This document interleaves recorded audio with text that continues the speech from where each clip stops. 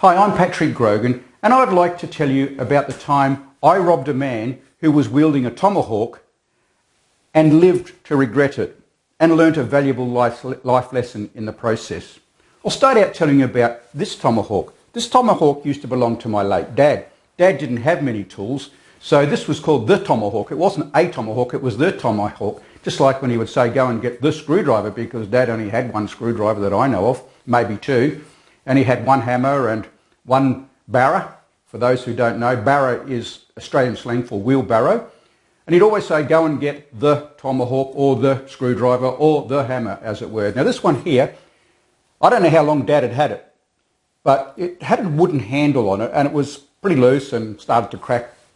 So he asked one of his friends, a man called Mick. Mick was a Maltese guy who lived around the corner from us. He and his wife didn't have kids, so I kind of became his son in many ways. He used to treat me like a son, even to the point on my 11th birthday, I went around to their house, as I often did, and he went around gathering up old tools, spare tools I suppose, and putting them into a toolbox, and he gave that to me on my 11th birthday. That toolbox, or at least the tools in that toolbox, most of them I still retain to this day. A few of them have gone missing, thanks to one of my sons. I won't mention which son, but he's the one who's more mechanically minded, but I still have most of them. Anyway, the handle broke, so Dad asked Mick if he would put a steel handle on the tomahawk. Mick made everything out of steel. He was a real fix-it man, and he built all kinds of things, trailers, horse floats, anything, you name it, he could manufacture it. So he put a steel handle on this little tomahawk, and it's become a bit of an heirloom for me. This is one of the few things I actually got from my dad, just a few tools that I managed to scrape up. But using a steel handle wasn't ideal because there was nothing to absorb the shock, but it didn't stop us using it. So I've kept it kind of as a memento. It's been used as a hammer, as you can see by the damage here. But I want to talk about another tomahawk. Many years ago, I was probably in my late teens at the time. The church where I was attending was having a busy bee, and guys came to help out in the busy bee, and I went along to help as well. And there was an old Italian man there, and when I say old, he probably wasn't that old, but he seemed old to me. He looked fairly weathered and wrinkled, but he probably wasn't that old because he had kids my age at the time, so they were probably similar age to my dad. He never went to church. His family went occasionally, but I'd never seen him at church. And the only time I used to see him was when he was walking from his place of work to his house, which was probably a couple of kilometres walk from the train station. It's the only time I ever saw him. Anyway, he turned up at the busy bee, and he brought with him a tomahawk, a little tomahawk. And at that stage, I was studying surveying at the West Australian Institute of Technology, or Curtin as it is now in Western Australia.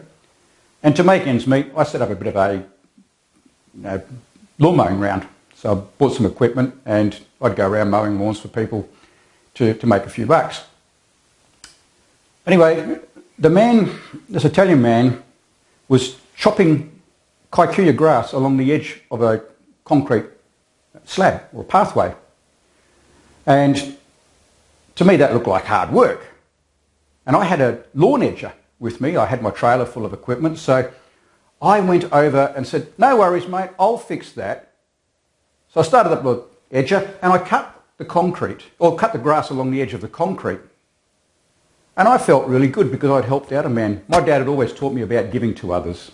When you see someone in need, you always give to them. And even to this day, my wife and I live by the principle of 1 John chapter 3, verse 17, which says, but whoever has this world's goods and sees his brother in need and shuts up his heart from him, how does the love of God abide in him? So we live by that. So I thought I was doing the right thing by helping this man. And I went away happy that I'd done something good.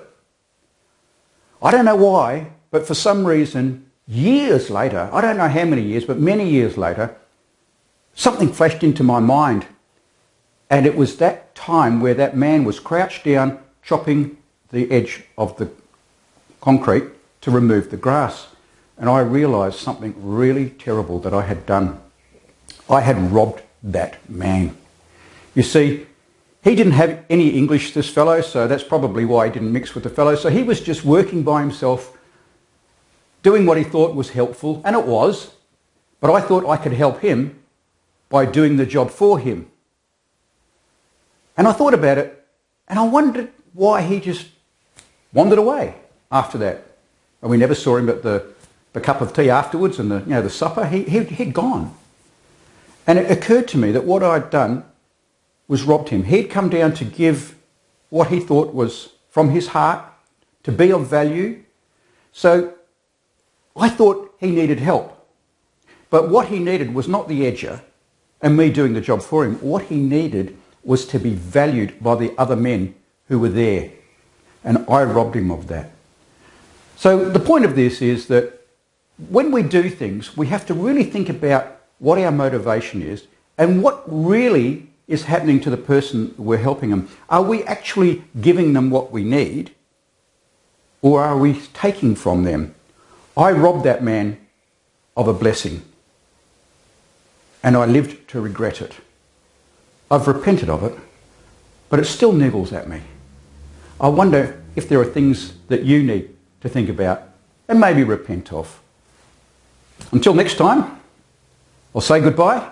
If I don't see you again, I look forward to seeing you in the kingdom.